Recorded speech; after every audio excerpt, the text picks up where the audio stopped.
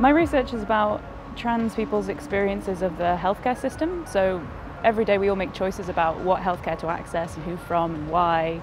How do we even know we're ill? And for trans people there's just a whole other layer on top of that about discrimination and getting the right kind of healthcare, being the person that people maybe don't expect or having the body that people don't expect. So there's all kinds of choices you make, and my research is looking at how people especially use digital technology in those decisions.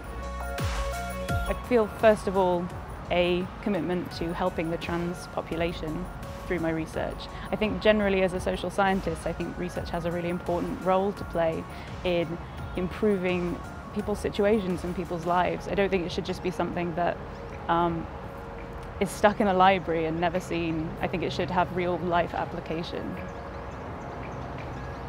My research is looking at navigation systems for highly automated vehicles. I'm also interested in thinking about the future implications for drivers and how they interact with driverless cars. I'm focusing mainly on the user interface at the moment, and it's all to do with how the information is presented to the driver, so they have an awareness of where they are within their route and where they are in terms of the whole journey. So there will be an element of utilising personal data to represent the different preferences. So you may get a different level of information depending on whether you know the route or whether it's an unknown destination. I think this research is important because the fully automated car is still some years away, but before we get to that point we need to build public confidence in the vehicles and their ability to navigate and to take control of the whole vehicle. So in aerospace and automotive industry especially, the part when it comes to the end of the production line, you normally machine it. So you literally take material away from that product and then you make it into the final shape that you need it to be. If you machine this with a worn tool, you can really damage it. Sometimes these products are worth, millions of pounds because they might be in an engine. So basically what you want to do is avoid machining with a worn tool. So what we're trying to do, or what I'm trying to do, is put sensors inside the machine whilst we're machining and then get data and basically figure out how much a tool's worn whilst it's being machined. That way we can increase productivity, we can reduce costs, and also gets rid of the operator input, because human error is actually a big element of sort of what can go wrong in machining. My project is the real-time monitoring and forecasting of time series. So I fit statistical models to time series data, and my main application is to people with type 2 diabetes. So we have their glucose data and we also have their activity data, and the aim is to fit a joint model to both of these data sets in order to have a more informed forecast. So you want to predict their glucose levels a few time steps ahead in order to issue them with a prompt if their glucose levels are going to go too high. And then if we do, we can say do this amount of activity to reduce the levels back down. Type 2 diabetes is actually a manageable condition through diet and exercise.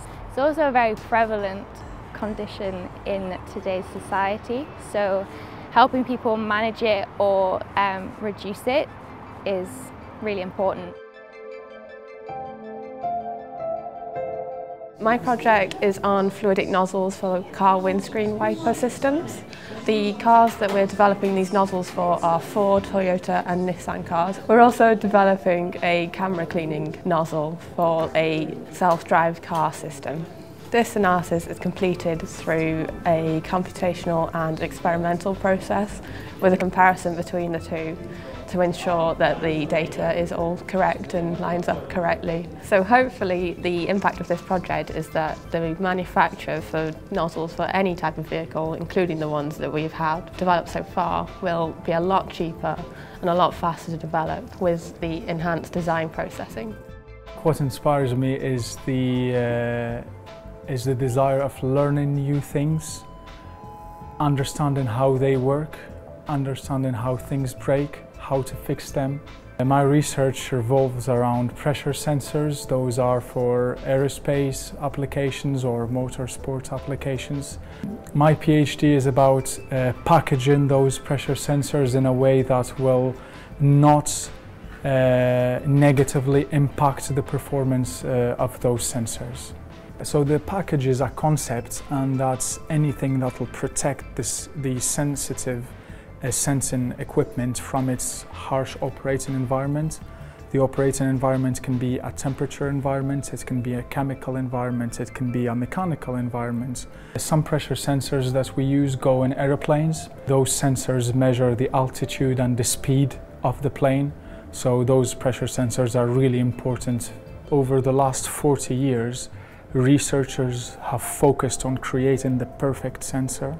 The designers have forgotten a little bit the package because it came at a later design stage. So now really the focus is about how are we going to combine those two elements, the sensor and its package. When I was little, I used to love playing video games. I could play them all day long, but I could be just sitting down in a chair and not moving at all. So when I grew up, I was thinking like, wow, I love games so much, I want to just dedicate my life into that. And actually discovered that science was a way to follow. So nowadays we have different technologies that allows us to perform movements while playing video games. And one of the most interesting fields that is emerging is virtual reality. And movement is a key factor in virtual reality. So as part of my research, I'm trying to understand how movement affects people when they play video games in virtual reality. And how can we do with this knowledge to potentially affect other fields, such as education or even healthcare. And seeing how inspired I was when I was playing these games, and how inspired I am when I'm making these games and researching on them, I'm really expecting that my enthusiasm, my motivation will go forward and will let others be as inspired as I was. And who knows, maybe there will be a little child out there that will be completely inspired by my work to pursue a career in science and games.